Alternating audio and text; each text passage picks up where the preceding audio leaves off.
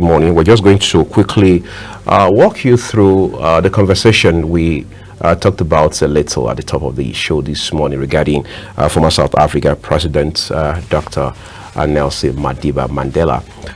The person he was, the strong character he built over time, and what made him the figure he had become, and not just across the continent, but also all around the world. At some point, some 15 years ago, somebody had said one of the few biggest events that will happen going into the near future would be the death and burial of Dr. Nelson Mandela, now deceased. But again, we saw what happened. We saw the speeches. We saw some of the things, especially the highlights of the remarks by former U.S. President Barack Obama. Today, Africa and indeed the entire world continue to search for a replacement to fill that vacuum that he has left. But whether that possibility is close or not will be part of the crux of our conversation this morning. I'm joined by someone who has a robust background in governance, development, and policy, and is Manji Wilson. He also serves as technical or chief technical advisor on development partnerships to Plateau State's Governor Barrister Caleb Mufwango. We'd like to say a big thank you to you for making our time to be here this morning. Thank you, Uyi. We do not take it for granted, but I want us to start from somewhere, right? Africa is called the rising giant, but then we can't have a conversation really extensively about the continent without the Mandela element, for example. Talk to our viewers as to what the substance of his character was and how that has continued to be very pivotal to conversations about development on the continent. Thank you, Uyi, for having me this morning, and it's a pleasure to be on Global TV on this very, very unique day to discuss the legacy of someone so many Africans look up to as an inspiration for what through leadership embodies. Nelson Mandela, not just for Africans, I think for the entire global community, embodies a symbol of a leadership that is empathic, one that had to go through, series of scenarios that are uncommon to our shared humanity. But through those very difficult, periods that he went on as a personal, on a personal level, and also for their country, South Africa, you could see a story of resilience. He talked about the story of someone who came, across as so non-vindictive. He was oppressed, yet he came out to forgive those that were aggressors or oppressors, towards him. He was, of course, incarcerated for over 27 years. That's right. Or thereabout, as we all know. And for everyone, you would know that, having been through such very difficult situations and circumstances, it is rare to have, anybody come out of it and still feel a sense of empathy. Not just, for humanity and those that have not done anything to you, but particularly to those who were, seen to have participated fully in such an action. So I keep saying it's uncommon because, again, leadership is a burden. Mandela demonstrated that. He knew that he came, to solve a problem, and he knew that problem, did not just involve those that were on his side, but also those that were on the opposing side. So he had to demonstrate a very uncommon characteristic as an individual, and like I said, one that looked at, beyond his resilience as an individual. It was a personal struggle. It was a collective struggle that he was, championing for his people. Yet he came out of it, with so much grace, and compassion. So that is quite rare. That is quite unique, and that is quite, different from what we see as, as a form of leadership that is being demonstrated, even today. It's interesting, Manji, because this is a man who between 1994 and 1999 did just one term as president, even though the door to several terms was open right in front of him. Conversely, look at Africa today. You have this seat-tight syndrome pervading the entire continent. Behind us, just in our backyard, look at Cameroon. Paul Biya has turned 92. He says he wants to remain in office, for example. What could have informed that? Maybe it was a tough decision for the late Mandela to say, I'm doing one term and I'm out of your way. No, I think it was absolutely a tough decision. But again, it shows us what is possible when it comes to leadership. And I'm quite grateful that he, took that decision, because oftentimes you find leaders in elected positions, come up with excuses that, this term that I have is not sufficient. I need to go again. I need to go again. Like Paul Biya that you've mentioned, and so many other African leaders. If you want to go that route, we have quite a number of our leaders today that fall within the same bracket, because they feel there's something that they are yet to accomplish, as it were. But like we always say, you need to know when it's time to, leave the stage. Most probably when the ovation is even loudest. And we've had situations where some leaders have started quite well. They get those extra terms, and eventually that legacy that they are trying to build gets watered down, because somewhere along the line something gets amiss. And this is why I said, the qualities that Mandela embodies and even transmitted before he was in office, during the struggle, while he was in office, are quite rare, and uncommon, because he showed that, look, I will come, I need to bring my people together. It's a form of accountability. He was first of all accountable to himself. And I think for every leader, it is quite important that you are accountable to yourself. Every leader is surrounded by advisors, by people to work with, because you're as good as your team. But I think one of the greatest advisors you would have as a leader is yourself. You must be able to tell yourself the stark reality when it really matters, to tell yourself, look, I think I am not going the right way. These were the promises I made for my people, and it's not yielding the sort of results that I'm expecting. Probably somebody else has a better idea of how we can achieve or get to that destination. And I think he thought, to himself, that, look, my job was to bring my people to this point. I think I've done it. I am not responsible for taking them to the next level. And I think that is the point every leader must get onto. And this is the beauty of democracy. That is what strengthens democracy. When you realize that it is all about institutions and not people. And I think the problem we're having these days across the world, not just Africa, is that we are building strong men and not strong institutions. So you find a situation where a leader becomes so powerful and everything around him seems to be untouchable. And at that point, he begins to feel like the society cannot live without his touch or his influence. And this is what prompts, the elongation of tenure by so many leaders, across the continent, because they feel, I have the most superior idea, but times and seasons change. What was happening within the decade between 1990 to 1999 is different from 2000 to 2009. And today, you can see the generations are shifting. Technology is taking place. You have a lot of young people now commanding the world. That's right. So you must be able to understand that I am a leader for a season. And I think Mandela understood that he was a leader for a particular season in South Africa's history. He delivered and he took, the sidewalk. And I think it's quite important for every leader to be able to understand that. Quite incisive. You look at South Africa today. Look at the ANC, for example, one we can confidently call the Mandela's party. At several points, that party has shown that it's now in disarray. Some people say, well, the Mandela element is missing. But look at the country itself. Crime rates are shooting right through the roof, for example.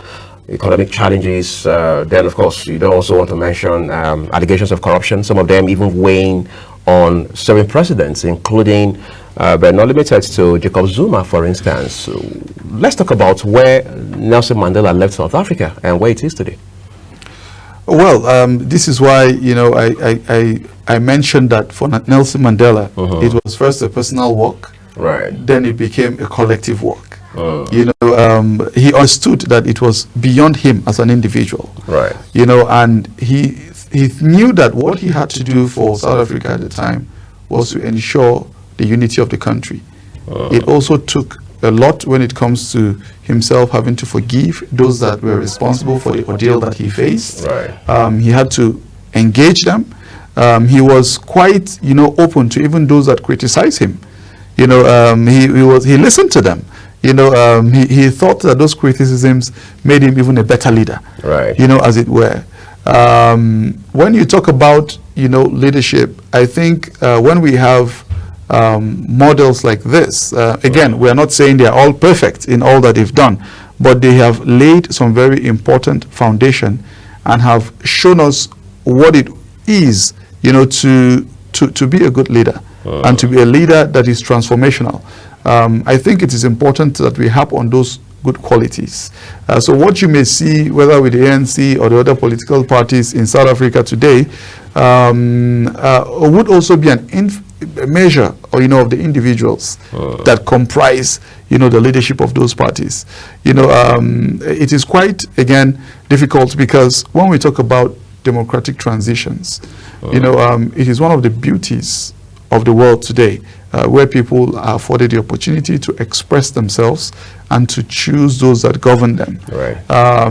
But I think, again, the institutions that are responsible for our leadership recruitment process, which are the political parties now. That's right. The example you've mentioned, have a lot of work to do in terms of recruiting the right set of individuals, the caliber of leaders that could lead this, platforms. Because again, through democratic transitions, you have to emerge as a leader by popular votes. But before you get to that particular process or whatever preconditions are set in addition to that, you have to be presented on a platform. And that platform provides you whether good candidates, fairly good candidates, average candidates, or those that turn out to be not so good or poor candidates. So I think it is important that we shift our lens to the leadership recruitment process, to ensure that the right sets of individuals eventually, get these platforms, get these tickets to vie for public offices. Not just even vying for public offices, but even serving on the leadership positions of these political parties. So I often see a situation where political parties are led by not so the best of us, on the continent. So it is left for those that are considered sometimes, those that are on the streets. Like sometimes we declare that, because they have the energy, they have the wit, they have the resilience, we automatically classify them as having the characteristics of providing the right set of leaders. And when you leave it at that, some people that should have the potential of vying for offices sort of withdraw sometimes, and eventually you do not have, the right quality of individuals to present to vie for public offices. And when you are left with those options sometimes, you eventually have, leaders that would not, emulate those characteristics of, qualitative leaders or transformational leaders like we are looking at today in the person of, Mandela. Okay, so there are people who say, well, if South Africa can't lead Africa from point A to point B, and Nigeria also, the big brother and the giant of the continent can't also play that role effectively, maybe we should turn our attention to East Africa for a second. Look at Kenya, look at Rwanda, for example. They particularly cite the example of Paul Kagame and stuff like that. So what hope there is for Africa in terms of leadership? I was having a conversation with someone just 2 days back, and we were talking about the same thing. Right. And coincidentally, the example you brought, the person also cited it. And we're increasingly hearing, a lot of opinion on the streets, by people saying, oh, look, what we want is, we want some form of benevolent leadership, benevolent dictator, because they feel that, people are very difficult to govern. Right. You know, and I must say, to some extent, you would agree with me, that the most very difficult, you know, thing to do is to govern people. Right. Because when you set rules, regulations, and standards, it is easy for people to break them because they do not want to, you know, follow, you know, those rules. But again, it takes a principled leader. It takes a principled leader. Now, if you turn your lens to East Africa, you can see what is happening in Kenya today. Right. There is an outcry by the people, and it has happened in North Africa. It's happened in West Africa. It happened during the EndSARS protests in Lagos. Look at what is happening with our neighbors, you know, Mali, Burkina Faso, and so many countries in West Africa as well, where today there has been a complete, you know, set aside of democracy, and you have the military junta, you know, ruling. You have so many, you know, presidents. Paul Kagame that you mentioned has been in office for over 2 decades now. Right. You know, and all of that. And when we are talking about the ideals today of transitional leadership, as fantastic as what Paul Kagame has achieved in Kigali, I think it is important that he looks at also building the next generation of leaders. You know, because you stand a risk of what you've just mentioned earlier in your last question, where you have a Mandela walking away, and even the party that he brought to limelight, you know, today are having difficulties. And leadership transcends more than an individual. And this is why I most times do not want to speak about an individual, no matter how impeccable your qualities or your characteristics are. And I want to focus on the institutions that you've built. Right. So I think the policy direction, you know, of government should be one that builds our institutions, our public institutions. Starting with the political parties are very, very important in a democracy. You know, we must strengthen them. We must support them. We must provide them with the lever that they need to be able to open up to us, you know, the best of us to serve in public offices. Being elected is not a thing of, you know, showmanship. It's a point of service, and we must get there. You know, we must be able to understand that. Mandela understood that. You know, I don't know how many of our leaders on the continent today have this same understanding. You know, not so many, I dare say. And like I said, the leader goes not just himself, but even the team that he surrounds himself. But you must be able to sometimes advise yourself when you feel that the advice or the work that your team is also undertaking on your behalf is not going in a particular direction. Now, I believe that we've mentioned Nigeria, South Africa, you know, Kenya, you know, and so many countries like that, you know, on the continent have been looked at as frontliners, you know, and have all it takes to serve as a model of what a new Africa, you know, should be.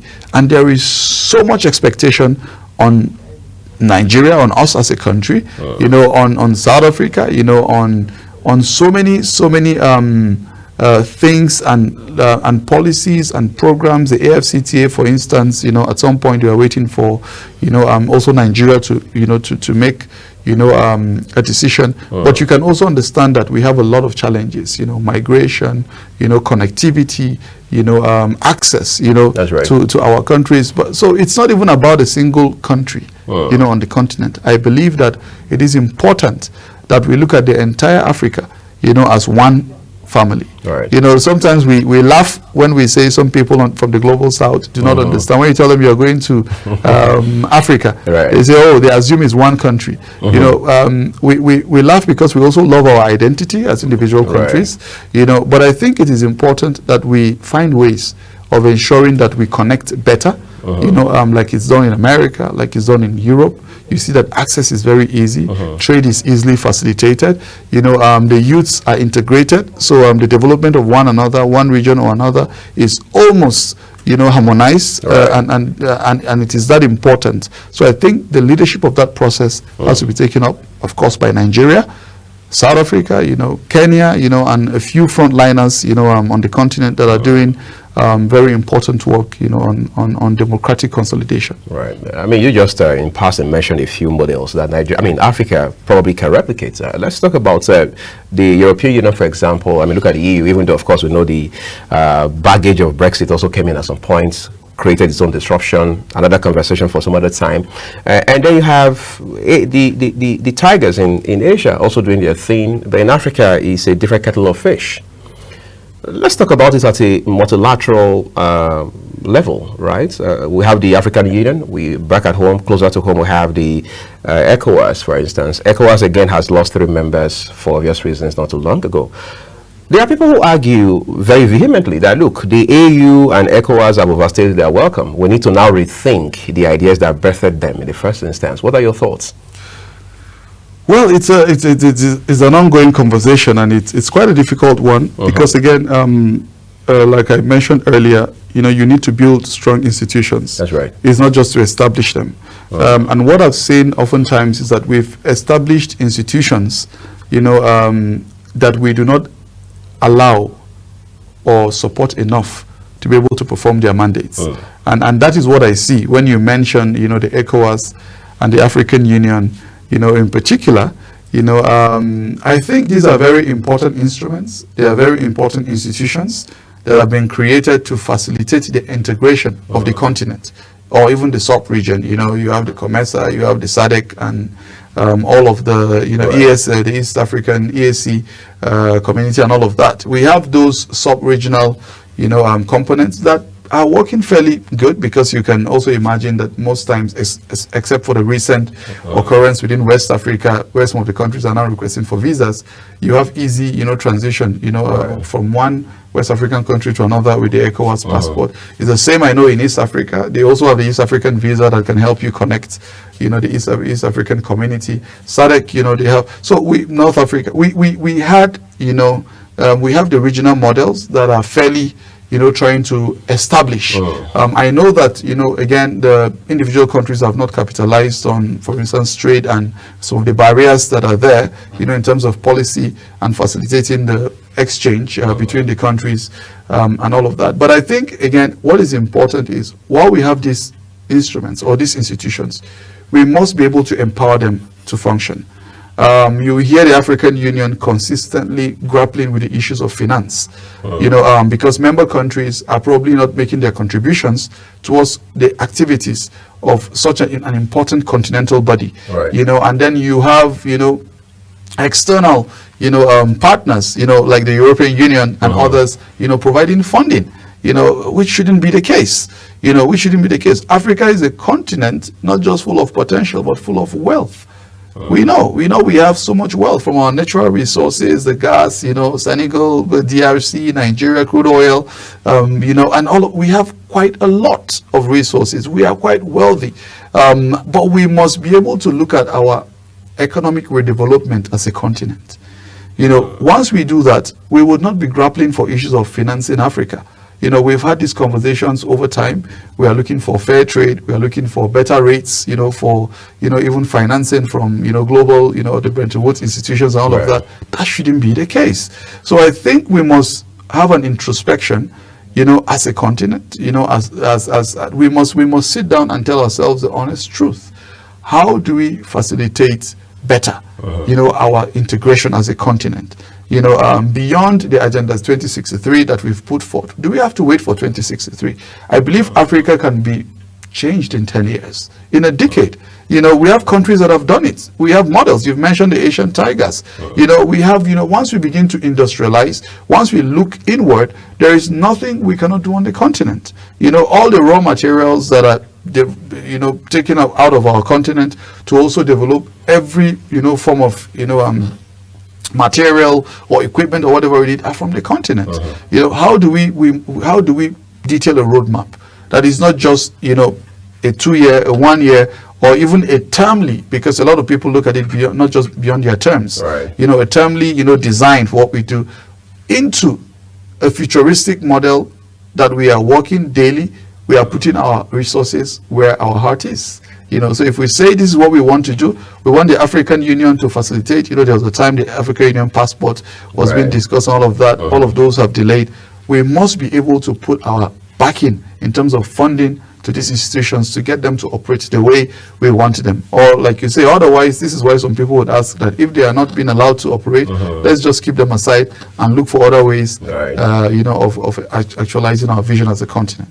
You highlighted the Bretton Woods institutions a while ago. I mean, the World Banks and the IMFs of this world and things like that. I mean, look at the protests.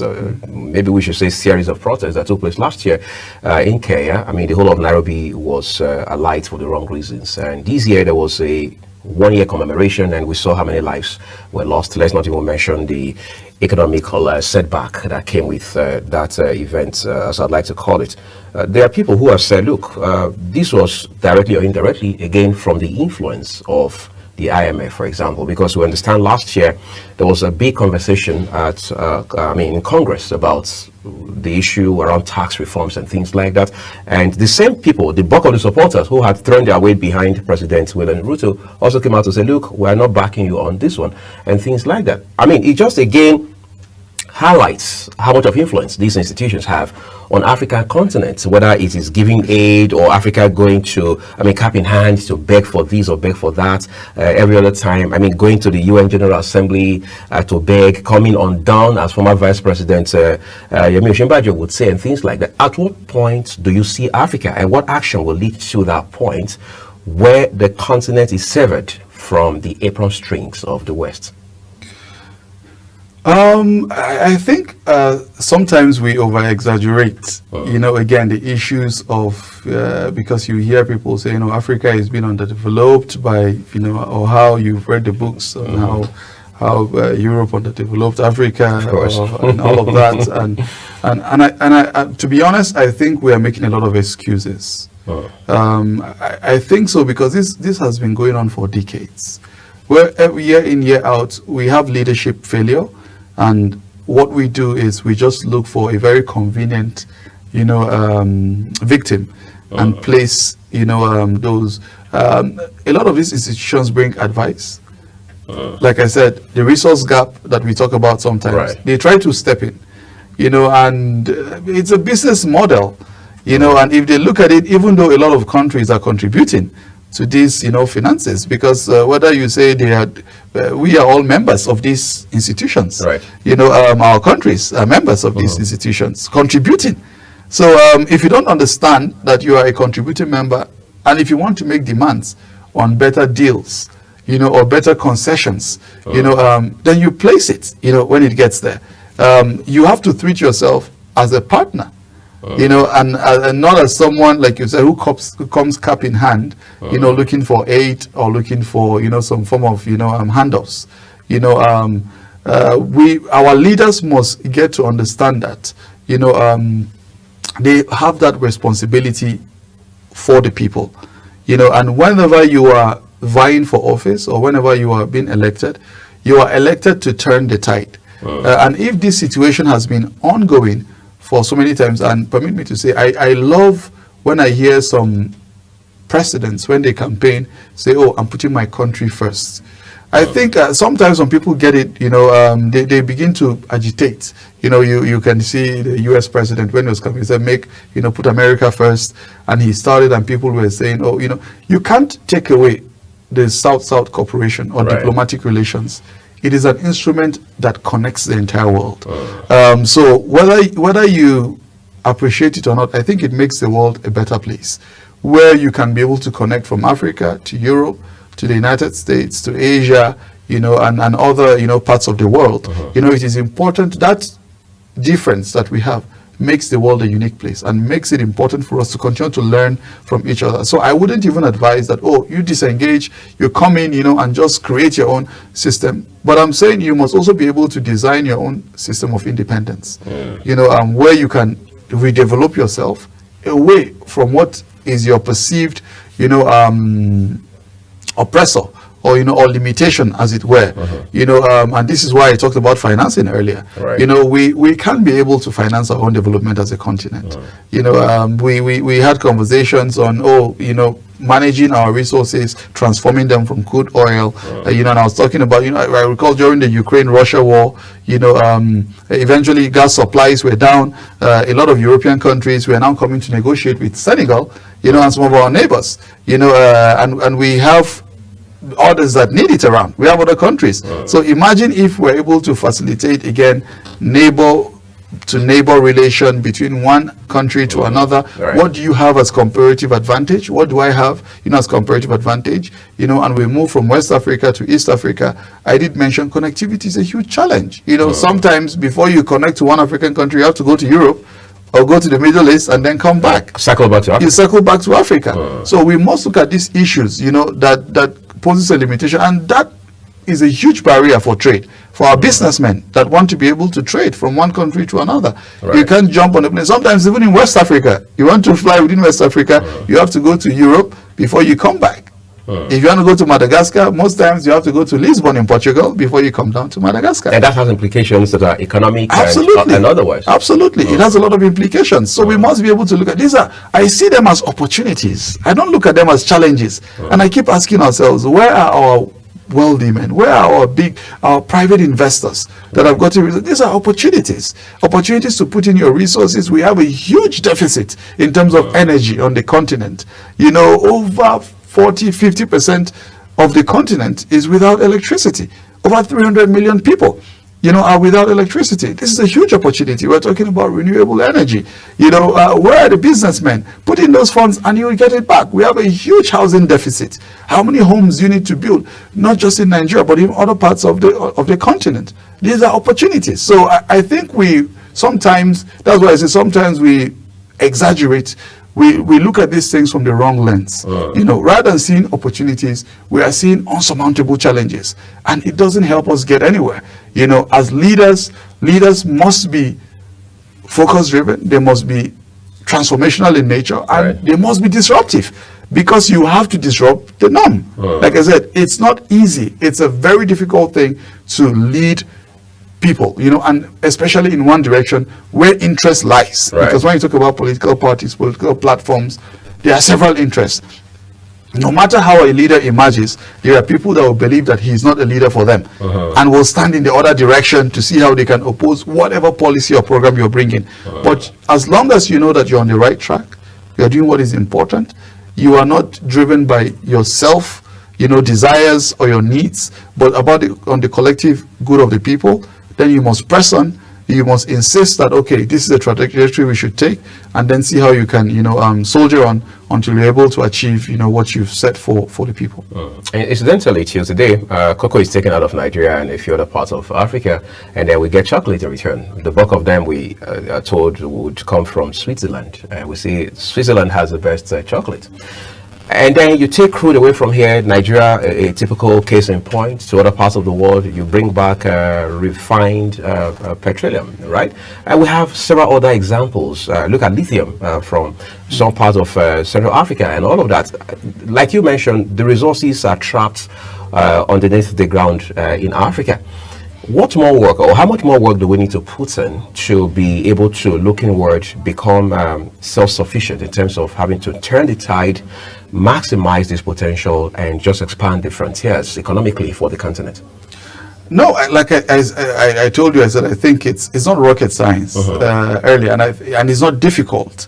You've rightly mentioned these raw, materials. Taken out of the continent to Europe, to other parts of the world, to Asia, transformed to various products and brought to us. I also know that there are so many countries that when such things were happening in the Industrial Revolution era, they made specific demands to say, okay, if you want to invest in this, come and invest in it within the locality. Right. And I talked about policies. Let's take, for example, the mineral legislation in Nigeria. You see that minerals are on the exclusive list of the federal government. Obviously. And we have so many states that have a lot of minerals, but have no control over it. So you have a lot of externals, people coming from all over the world to mine, extract, and take these things out of the country. I bet you, if we have our legislation where this mineral regulation and licensing and everything is taken out of the exclusive list, and most subnationals, like the states, like we call them in Nigeria, are brought in as players, are allowed to play in that space and manage that space, you would realize that there's a huge competition on development, because there will be access to more resources. And even if you want to pilfer from public resources and you see that your neighbor is doing better, your people will begin to demand. Right. So it's an accountability. You would see that the people will begin to ask, what are you doing with our resources? We see that your neighbor over there is building these industries, he's having these things refined, he's doing that. It seems there's something wrong, or in our own location, because obviously either you are not getting the same or somebody is taking it away. Right. And that will prompt competition, a very healthy competition from one subnational to another, for development. Everybody would look inwards to see, what do I have as a comparative advantage? And like I dare say, Nigeria is so blessed.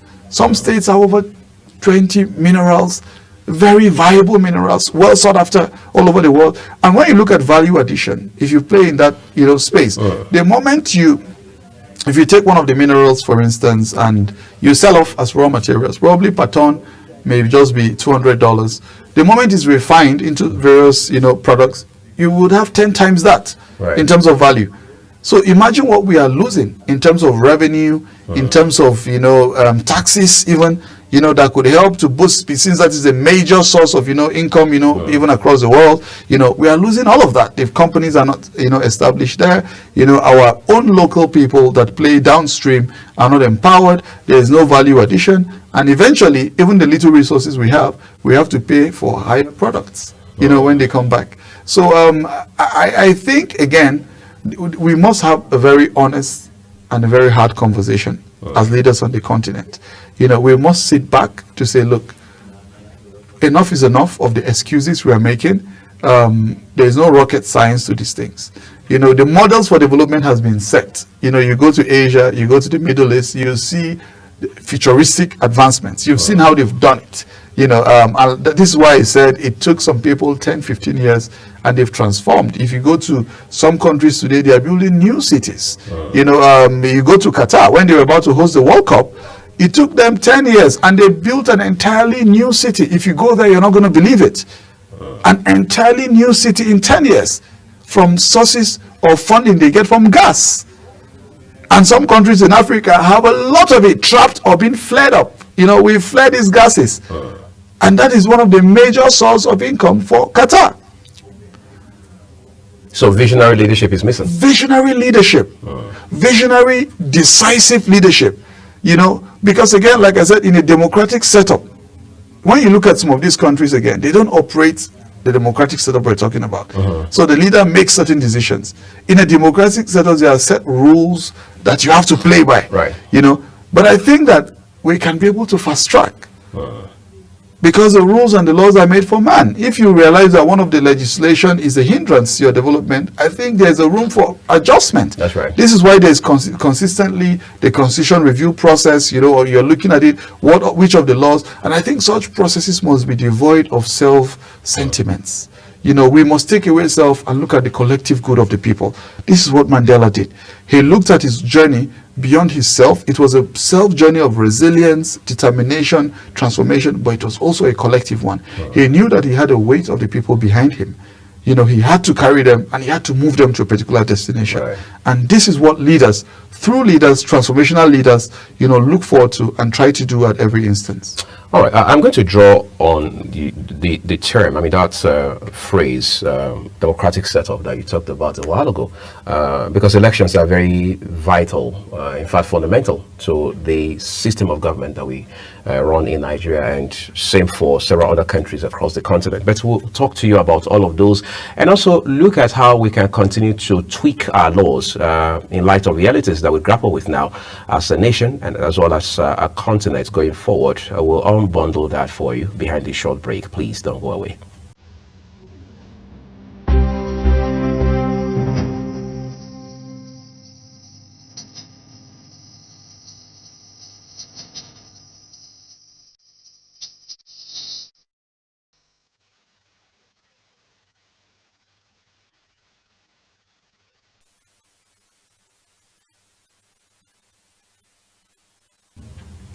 You know, when U.S. President Donald Trump lost election just before this term, I mean, of course, he lost to Joe Biden, and there was the hula baloo, as we say, about the outcome of the election. Of course, he and a handful of some sort of hardline Republicans did say that, look, Donald Trump won this election, Democrats were just shortchanging Americans, and so on and so forth. But beyond that, there were people who said, look, the American electoral system and indeed the American democratic practice or culture is such a way that compromise is near impossible because of what they've built over time. Of course, there's no perfect system anywhere in the world. Today, Nigeria says, well, it's practicing democracy, federalism, presidential system of government, and what have you. On the contrary, there are analysts, I mean, brilliant experts like yourself, who have said, look, democracy is not working for Nigeria, and ditto several African countries. Do something more indigenous. Do something that aligns with your realities and peculiarities. Where do you stand in all of this? I wouldn't say democracy is not working for Nigeria outrightly. And this is why I talked about institutions. That's right. So I may say that our democratic institutions, are still evolving and need the sort of support, that they require to be able to stand strong and firm. You have given an example of the American system, but you also remember the insurrection. That's right. That The January 6th episode. You remember the January 6th episode, that happened. And you could also realize that there were so many accusations and counter-accusations of, the meddling into the elections. And people were saying, oh, you mean this can happen in the American system? And the beauty of all of that is that it showed what you have rightly mentioned, that there is no perfect system anywhere, in the world. Elections are the bane of our democratic life. They are foundational. And I see a lot of times where we make a lot of mistakes, which is what I said earlier, that, our leadership recruitment process is very, very important.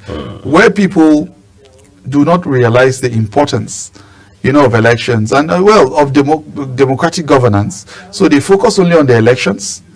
After elections, everybody retreats and begins to think about the next election. But there's a whole process before the next election. That's right. Governance has to set in. Where is the place of social accountability? You get what I'm talking about? And sometimes I also say there's a thin line between activism and antagonism, because you can be an activist and sometimes before you realize you have transmuted and you become an antagonist. So rather than providing constructive criticism of how to be able to consolidate the system, you find yourself consistently, being against every single policy without necessarily assessing if that policy is relevant or not. I was in Kenya in the whole of 2022, so I saw the election as well. Right. And I would tell you, I also saw the role that the democratic institutions played. And I would say to some extent, even on Africa, we are not on the African continent. We are not. Some of our institutions are not doing that bad. It is just the byproduct or the outcome of elections sometimes. And what I always say is that elections is free and fair, or election is compromised, depending on what side of the coin you are. Right. Now, for those that win elections, they always, you just go back and listen, or just look at future elections. Whoever wins election comments the process, comments the stakeholders, and then tells you tells you that everything I consider the electoral commission is doing fantastic. That one is. Then whoever loses tells you that the process has been compromised. There was this ill that happened. There was that. There was massive rigging, there was massive buying, and all of that. Right. But you know what I told people? I always tell people that, look, elections really counts, even in Nigeria. Let me tell you, the vote counts. If the vote doesn't count, why would you think a politician will cough out billions of naira trying to buy votes? Doesn't he want to keep his money? Or is it because he loves you at that point? No, he's trying to sway you away from making a particular decision. They have realized that consistently the Electoral Commission, for instance, in Nigeria, and I dare say so many other countries, are evolving, setting up, certain policies and programs and putting in place some safeguards. So what they do is, within the compromise schedule that they have, because politicians do that, they have a compromise plan. We compromise the security agents, we compromise the election workers, we compromise the main ad hoc staff, we compromise this, we compromise that. They have funds for all of that.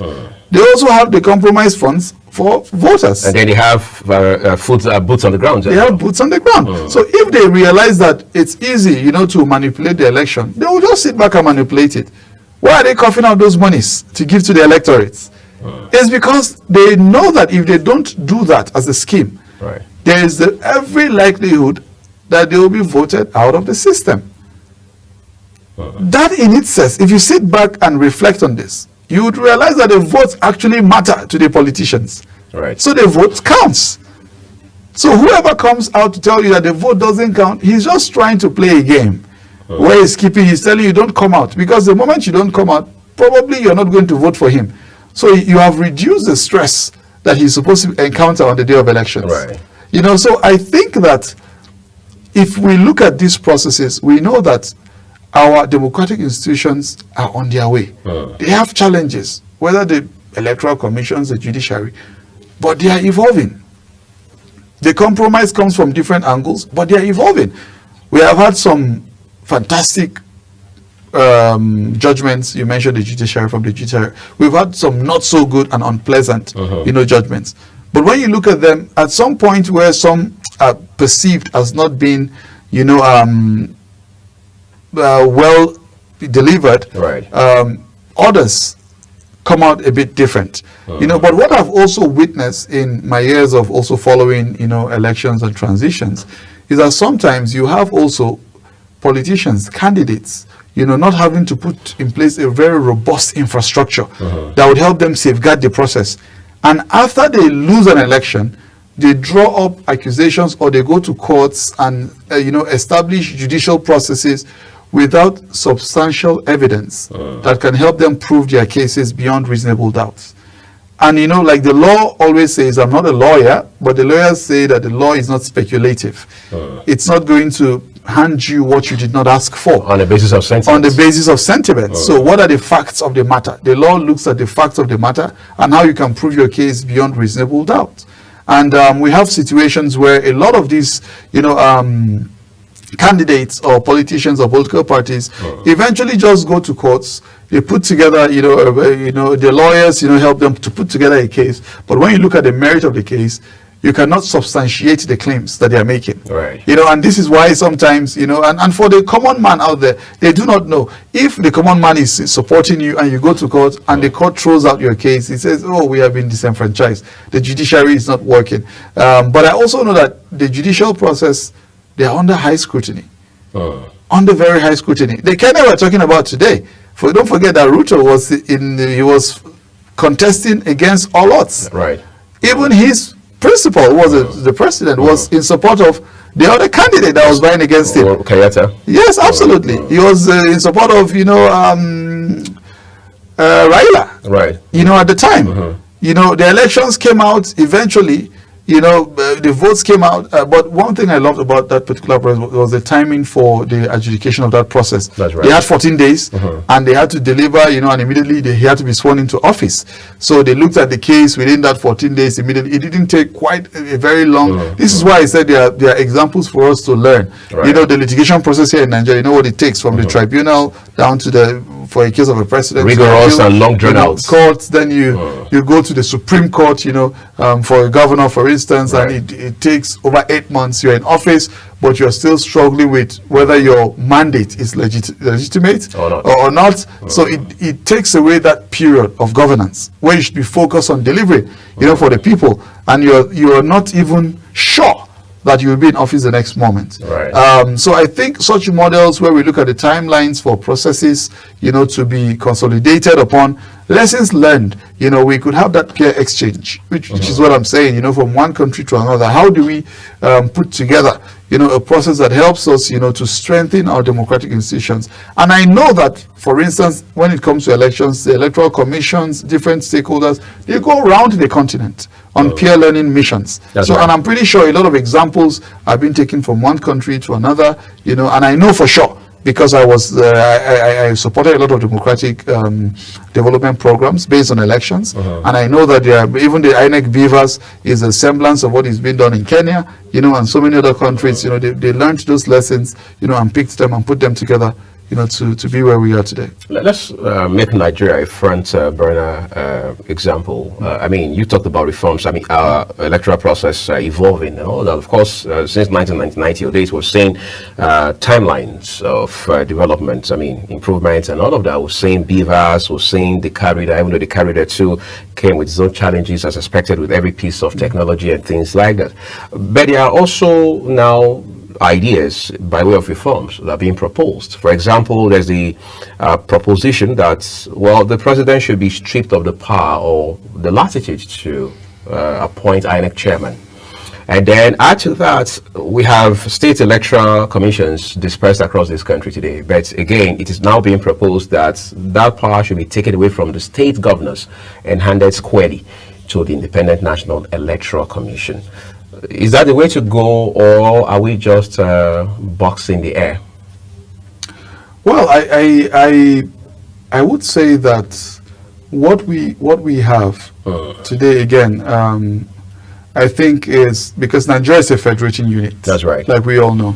So while you have the national institutions, the federal institutions, you also have the nationals that in their own sense have their own sort of independence to do what they need to do.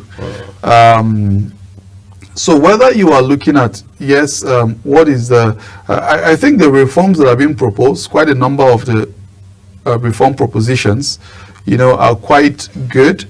However, when you look at various questions, you just mentioned the president being stripped of the power and being handed to other institutions.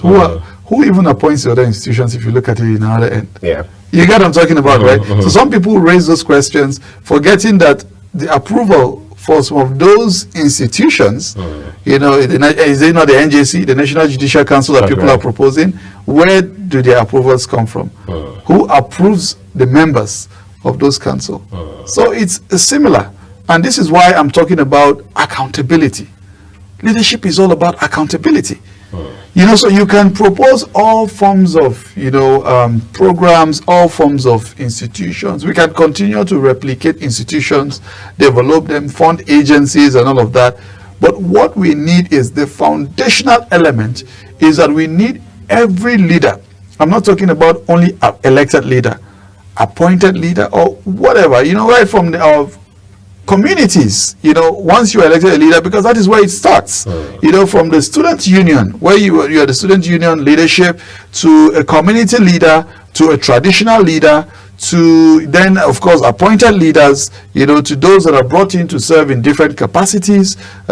Wherever you are as a leader, you must be able to embody, one that lives above board, in terms of standards, in terms of principles. We must have leaders that showcase, characteristics that are above, par, to what people would expect. That is one way that we'll be able to have, these institutions becoming better. So you can continue to transform. We can decide who nominates or whoever. For me, it's not even an issue that I want to even bother, or who conducts an election or whoever, whether it's the state governors or is the president or is the electoral commission or is the state electoral commission. If they decide they want to do the right thing, they are going to do it. If they decide they're not going to do the right thing, they're not going to do it.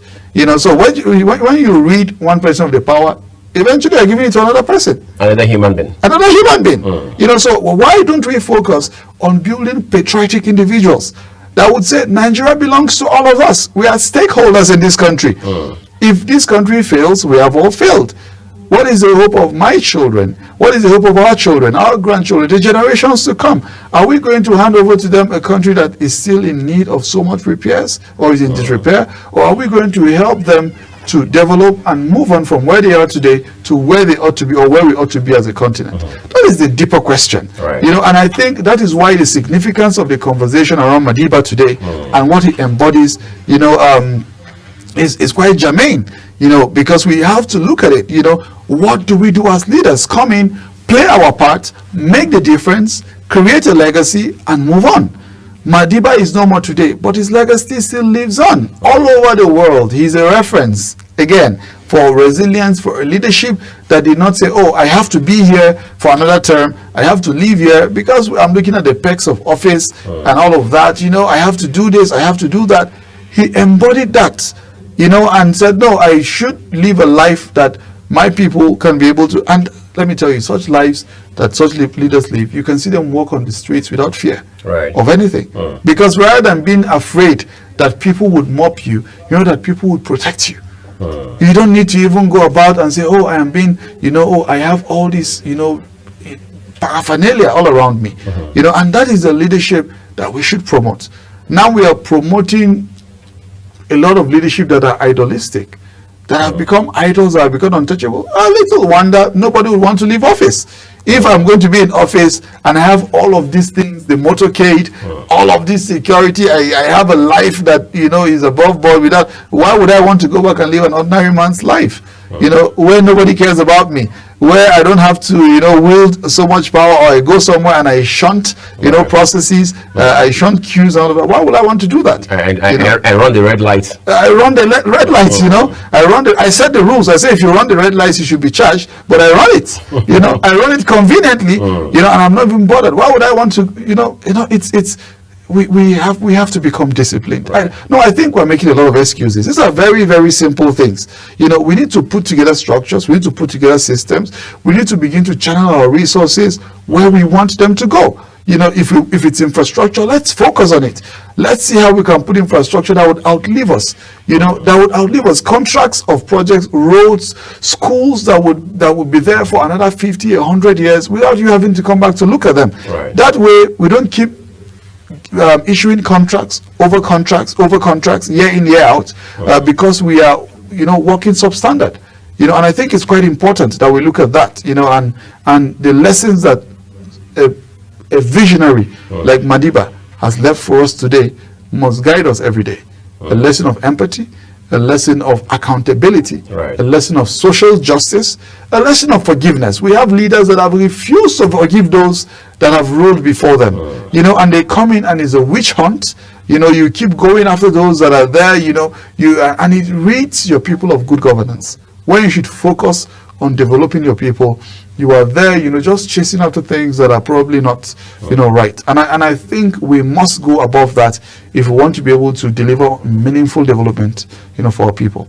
All right, great. Let's take another break. This time it will be the last break in the course of this conversation this morning. When we return, we'll spend another 8 minutes talking about young people and leadership across Africa. The last 1 to 2 decades, the conversation again has revolved around inclusive leadership, how that the mantle of leadership must be passed to the next generation.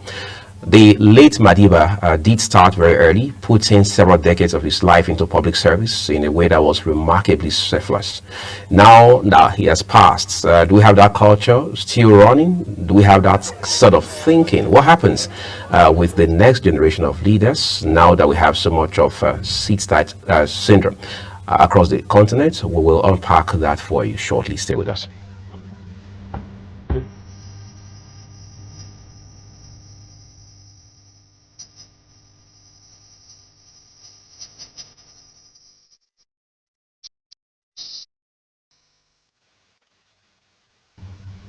Let's talk about young people across this continent. In fact, it's needless to say that the continent is blessed with smart, forward-thinking young people, whether you're talking about them in tech, in health, innovation, whatever it is. I mean, we have them in all of these ecosystems.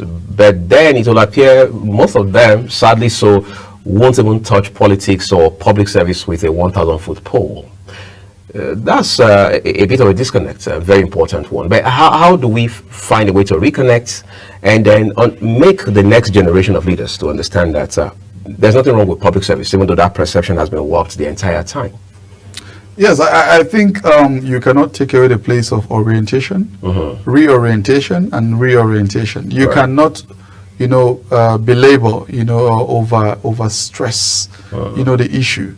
And like you've rightly said, a lot of young people would not want to touch, leadership, with the 1,000-foot pole because they believe that politics is dirty. Right. A lot of young people believe that, politics is not for the faint-hearted.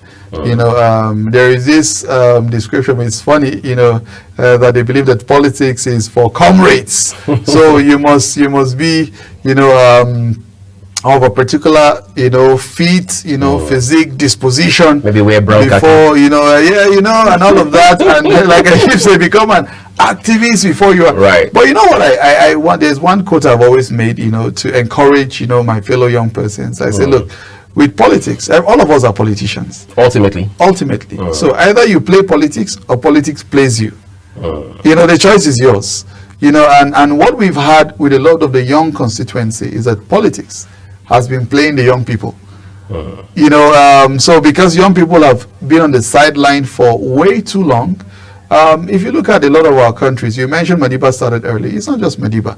A lot of reformists for all of our African countries started early. All of them that have changed the trajectory of our countries. Until today, a lot of them are still the ones at the corridors of power. Look at our people in Nigeria today. The Gumworks, all the rest, the Zeeks, the Awolowas and all the rest. A lot of them started early. Murtala and all the rest. They started very early, in their 20s. Some of them were 27, some of them were 29 when they were holding this country forth. Today, a 27, 28-year-old has not even understood where his direction is. It's the same for so many other countries.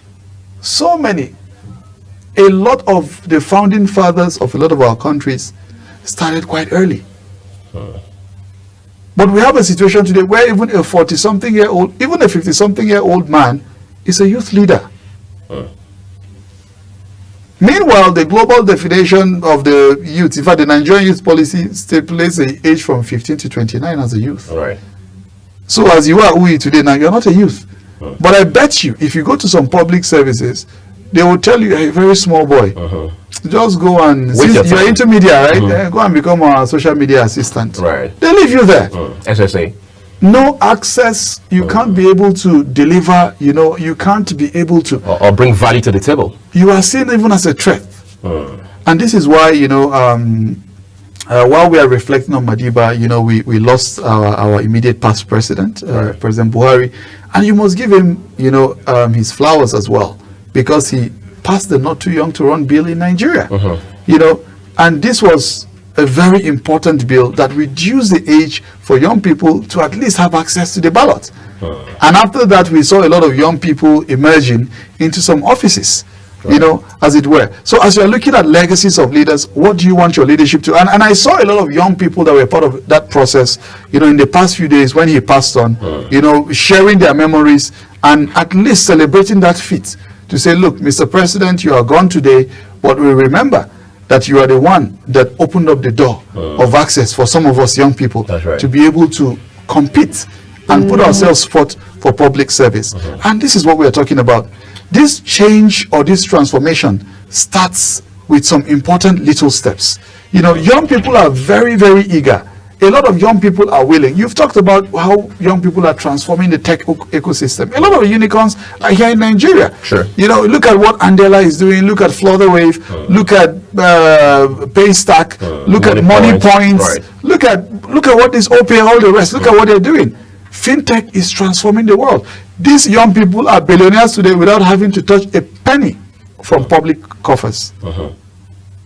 When they come to office, there's no attraction to public office for them. Right. So these are even the young people you need to put forth to say, look, you've done it in your public space. Today we have, I think, a Minister Bosun, who also did a lot of stuff, in the tech space with CC Hub and all of that. He founded it, has been transforming that space. Today he came into government and is trying to do what he will do in that particular space. This is what we are encouraging. A lot of young people out there that have shown a difference and have shown commitment and are providing real life solutions to our people. Bring them in mentor them if there are any gaps politically, because again, politically they will say, oh, you need to be a member of the grassroots, you need to do, if there is anything they need to learn, teach them, but give them that opportunity. Provide them that opportunity, and you'll be able to see the sort of meaningful contributions that will make. Sanitize the, look, politics is dirty or clean just depending on the players. Right. You don't expect me today with, you know, the sort of work I'm doing to go into politics and play dirty. Today, I advise, you know, the governor of Plateau State, and thankfully for him, I'm not here to talk about him since we're talking about global, but he has brought in a lot of young people in governance. At that level. Giving me this opportunity to be one of his principal advisors, you know, and he listens. You know, when we speak, he gives the opportunity, he sends a lot of things my way to say, oh, Manji, you have a look at this. What do you think about this? You know, and I'm not just an addition to the numbers. Right. Like you have other people probably saying, oh, we are struggling. I have access to him. I see him as needed on you're very a critical important player. issues. I am a critical player in that particular space. And this is what I think a lot of transformational leaders ought to do. You must be able to find a platform to replicate yourself. Right. If you feel you are the best that the country has to offer, why not find other people and train them so that when you are not there, because again, we are forgetting the human nature factor, where tomorrow a president died in office. We have the former Yaradua. Right. He had a lot of vision in that little time that he did, but he passed on in office. So imagine if he had a mentorship program of so many young people that he was developing. Some kind of succession plan. We need that kind of plan. We need our leaders to begin putting in place mentorship programs for young people. Identify those that have the skills. I'm a member of the Mo Ibrahim Now Generation Network of young leaders across the continent. Mo Ibrahim, we just had a convergence in Marrakesh last month, you know, and we have a lot of young Africans. I'm telling you, it's a rich network of those that are finished from Harvard, Oxford, doing lots of things at the World Trade Center, African Union, The Hague, different places across the world, you know, coming. And if you see the quality of that particular network, I'm telling you, if these young people are allowed to go and govern their countries, you will see a huge difference. But like you said, a lot of them see politics as very dirty, see politics as very slimy, do not want to taint the sort of legacy that they're building for themselves. And this is where we need the mentorship and support from the older generation. You've done it before. You're able to contribute. Please kindly identify the young people that have these talents, provide them the room, and allow them to be able to deliver. Do not bring them in as mere posters and stifle them. Because that also happens. There are some young people that will be given very critical positions, yet they cannot make operational or administrative decisions. Because they are constrained.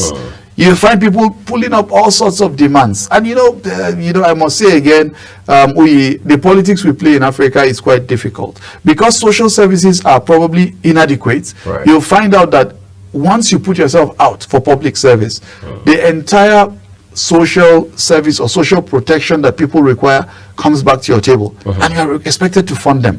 And a lot of young people, besides those that are doing quite well in their private life, those that are building themselves for leadership, do not have those resources. So if you do not allow them to breathe, you know, and you're trying to, request every single day, they give you this, they give you that, they make available monies here and there that they do not have, then you sort of push them away. And they decide to say, look, I'd rather go back to my private life and do what I need to do and allow it. And because there's so much demand, there's so much expectation, and sometimes it overwhelms the young people. But I believe that young people must continually ensure that we put our best foot forward. Let's identify the best of us. We may not all be in office. We are not all electable. I heard, Amina say that a few days ago. She considers herself appointable and not electable. We may not all be electable, but let's put our best foot forward for those that want to be electable. Let's give them all the support that they need. And then for those that would be put in other strategic positions, let's give them the support. Rally around them, provide advice for them, and see how they can succeed. Because the more they succeed, the more the space is being opened for so many of us. I'd like to say a big thank you to you. Thank you, Manji Wilson, for coming on the program. We appreciate that. I've been talking with someone who is a specialist in the field of governance as well as development, and all of those issues around policy. And today is a principal technical advisor on policy matters to the governor of Plateau State, His Excellency Barrister Caleb Mufwang, a young person also showing the way to other young people to realize that they can carve a niche for themselves as well as add value in ways that are significantly remarkable. We continue to celebrate the life and times of our own former dear President Muhammadu Buhari, as well as extend that same spirit to one who had led on the continental and indeed global stage, talking about Nelson Mandela, who again has been a factor across the world in terms of what sterling leadership should be like. This is the point where we're taking a break.